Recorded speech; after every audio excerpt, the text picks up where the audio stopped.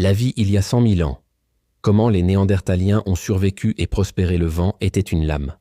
Froid, implacable et chargé de la poussière des glaciers lointains, il fouettait la steppe couverte de mousse et de lichen. Pour Kael, un Néandertalien robuste dans la fleur de l'âge, le vent n'était qu'une partie du monde, aussi naturel que la roche sous ses pieds et le ciel gris au-dessus de sa tête. Son clan, un groupe de 23 individus, s'abritait dans une grotte de calcaire dont l'entrée s'ouvrait sur une vallée sinueuse. À l'intérieur, l'air était dense, imprégné de l'odeur de la fumée de pin, de la viande de renne rôtie et du parfum musqué des peaux d'ours. Le feu, cœur battant du clan, crépitait au centre, un joyau orange et dansant qui tenait à distance la mort glaciale. La survie n'était pas un événement, c'était un rythme, une danse constante avec une nature indifférente. Et les Néandertaliens étaient des danseurs magistraux. La journée de Kael commença avant le lever du soleil, non pas avec une alarme, mais avec le silence qui précède la chasse. Lui et 4 autres chasseurs, Roka, le plus âgé et le plus expérimenté, les frères jumeaux Bren et Thor, et la jeune et agile Anya, se rassemblèrent près du feu.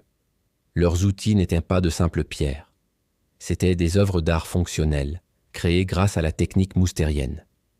Kael passa les doigts sur la pointe de sa lance, un éclat de silex tranchant comme du verre, qu'il avait lui-même taillé à partir d'un nodule de pierre. Le bois d'if du manche, durci au feu, était lourd et équilibré dans ses mains.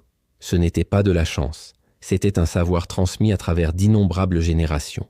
L'objectif du jour était un rhinocéros laineux, une montagne de muscles et de poils qui paissaient en solitaire près d'un ruisseau gelé. Un seul Néandertalien n'aurait aucune chance, mais ils n'étaient pas des individus solitaires. Ils étaient un clan. La chasse fut une symphonie de coopération silencieuse. Anya, la plus légère, contourna la colline, utilisant le vent à son avantage pour ne pas être détectée. Bren et Thor se postèrent entre les rochers, leurs lances prêtes. Roka, avec la sagesse de 50 hivers gravée sur son visage, donna le signal, un croassement bas, imitant un corbeau. Kael mena l'attaque frontale.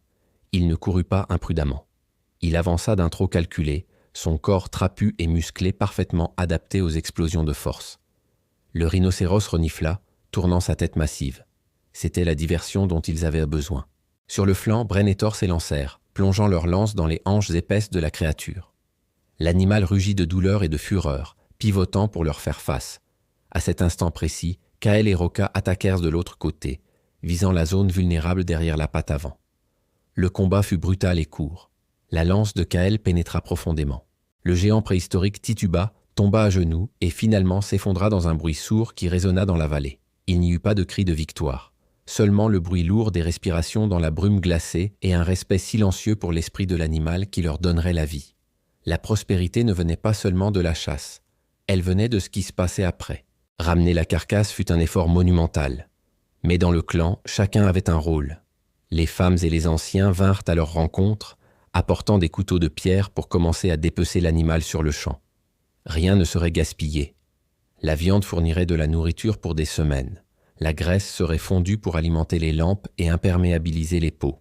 Les os seraient brisés pour en extraire la moelle nutritive et plus tard, transformés en outils, des aiguillets pour coudre les vêtements, des racloirs pour nettoyer les cuirs. La peau épaisse deviendrait abri, couvertures et vêtements chauds cousus avec des tendons. Ce soir-là, la grotte était un sanctuaire de chaleur et de sécurité. L'odeur de la graisse de rhinocéros grésillant sur le feu était l'odeur de la victoire sur la faim.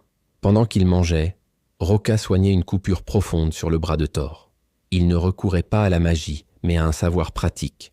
Il nettoya la plaie avec de la neige propre et appliqua une pâte de feuilles d'if mâchées, une plante qu'il savait aider à prévenir l'infection. Prendre soin des blessés et des malades n'était pas une faiblesse. C'était le ciment qui assurait la cohésion du clan. Si Thor était invalide, le clan perdrait un chasseur. L'empathie était une stratégie de survie. Plus tard, assis près du feu, Kael prit un morceau d'ocre rouge qu'il avait trouvé près de la rivière. Sur la paroi lisse de la grotte, à la lumière vacillante, il commença à dessiner. Avec ses doigts tachés de pigments, il traça la silhouette puissante du rhinocéros. Il dessina 5 figures humaines autour de lui, chacune avec une lance. Ce n'était pas seulement un dessin, c'était une histoire, une leçon, une mémoire. C'était une façon de dire « Nous étions là, nous avons fait cela, nous avons survécu ». En regardant sa famille, Anya riant de quelque chose qu'un des enfants avait dit Roka, apprenant à un jeune garçon à tailler une pierre sa propre compagne endormie avec leur plus jeune enfant blotti contre sa poitrine. Kael ressentit un profond sentiment de plénitude. Ils ne se contentaient pas de survivre au froid et à la faim. Ils prospéraient. Ils avaient des outils complexes, des stratégies de chasse sophistiquées, des connaissances médicinales, des liens sociaux profonds et les prémices de l'art et du symbolisme. Ils comprenaient le monde et leur place en son sein. Le vent hurlait toujours dehors, un chant ancien de l'âge de glace. Mais à l'intérieur de la grotte, autour de la chaleur du feu, l'humanité sous sa forme néandertalienne était vivante, forte et bien chez elle.